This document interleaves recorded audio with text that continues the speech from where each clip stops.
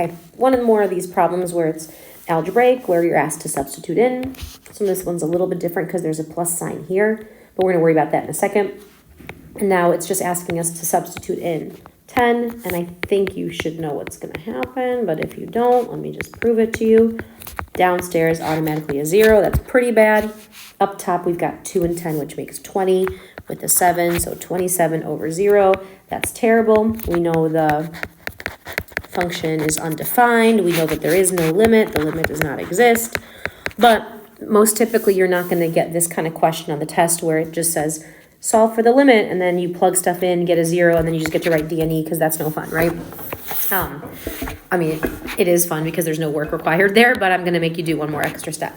So the question here is going to say something like, you've got a non-removable discontinuity. Because remember, you think that 0 over 0 is a worse situation, but in that situation, something cancels and it's removable. This one, 27 over 0, does not have anything that cancels, so it's not removable. Non-removable discontinuities look like this. It's an asymptote. All non-removable discontinuities are asymptotes. So all that tells me is that at 10, we do not have a limit at 10. We just don't. All right, that's why it says D and E here, right? That's why when you plug in 0 here, there's no algebraic way to fix this. But here's what I do know about asymptotes. Every time you have an asymptote and you approach it, you either approach it in a manner that goes upward or a manner that comes downward. You're never going to get an asymptote that crosses that vertical asymptote. You're never going to get something that does like this weird nonsense. Like, it's not weird. Asymptotes always, always, always, as you get closer to them, from the right side will go in an upward direction or will go in a downward direction. We just don't know. So right now, all that we know, because this is a non-removable discontinuity, we know there's an asymptote at 10, and what that means is we know that we're going upward or we're going downward. The thing is, we just don't know. We don't know whether on this side of the asymptote we're facing up towards it or whether we're facing down towards it. So all we're going to do is we're going to take that equation and we're still going to sub in something because we still are going to get one of these answers, right? Non-removable discontinuities, the answer is always infinity or negative infinity. It's either up or it's down.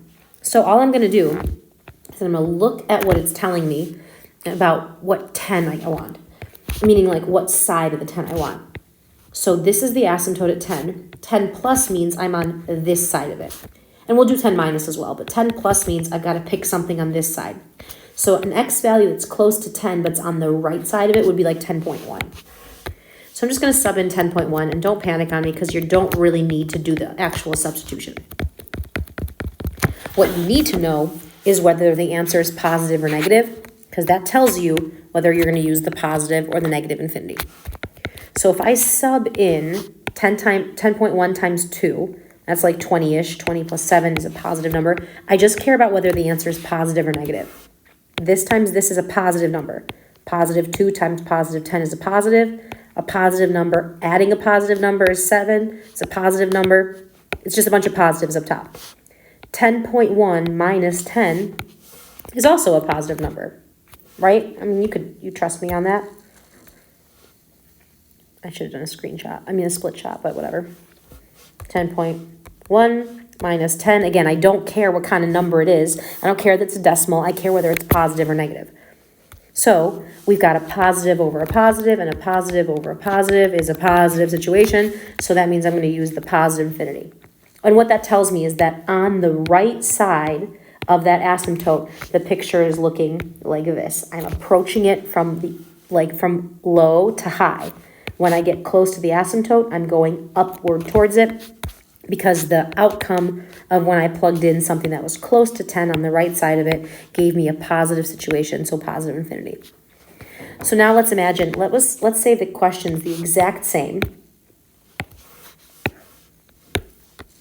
If you got this instead, you plug in 10, you realize it's some number over 0. Immediately you're thinking, okay, great. I know I have an asymptote at 10.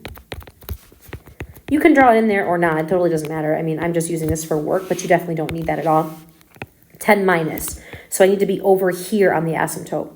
So what's really close to 10 is like 9.9. So I'm going to sub in 9.9.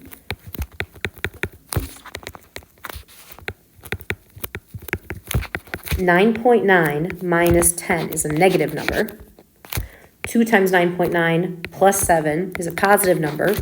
And a positive over a negative is a negative. And what this tells me is that on this side of the asymptote, when you're getting really close to it, you are facing downward because of that minus sign. So this would be negative infinity. All right, I hope that helps.